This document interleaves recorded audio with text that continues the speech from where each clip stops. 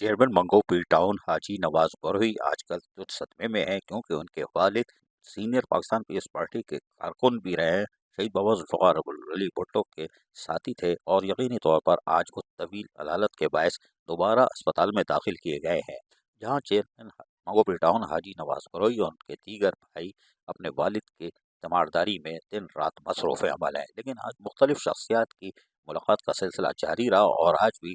नेक मोहम्मद बरोही जो कि वालिद हैं चेयरमैन मंगो पी टाउन नवाज बरोही के, उनकी इयादत के लिए चेनेसर टाउन के चेयरमैन फरहान गनी,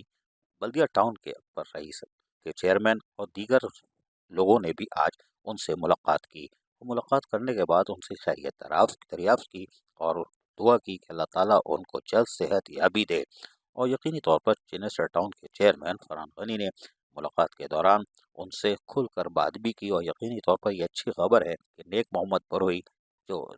ज़ेर इलाज है मुकामी निजी अस्पताल में, वहाँ पर वो बात भी कर रहे हैं और यकीनी तौर पर हाजी नवाज बरोही और उनके साथ दीगर लोग यानी भाई जो हैं उनके, वो अपने वालिद की तीमारदारी में मसरूफ़ अमल है। दुआओं का सिलसिला ताहाल जारी है और यकीनी तौर पर हर आदमी नेक मोहम्मद बरोही की जल्द सेहत याबी के लिए दुआ गो भी है और यही वजह है कि आज भी तीमारदारों की यानी कि जो भी आए उन्होंने मुलाकातों का सिलसिला जारी रखा है और दुआ सेहत याबी के लिए भी हाथ बुलंद किए हुए हैं। अजीज़ आरिफ KBS बल्दियाती न्यूज़ कराची। ऐसी ही खूबसूरत वीडियोस फ्यूचर में हासिल करने के लिए रेड बटन पर क्लिक करके और बेल आइकॉन को प्रेस करके हम सबके सब्सक्राइबर बनना मत भूलिए।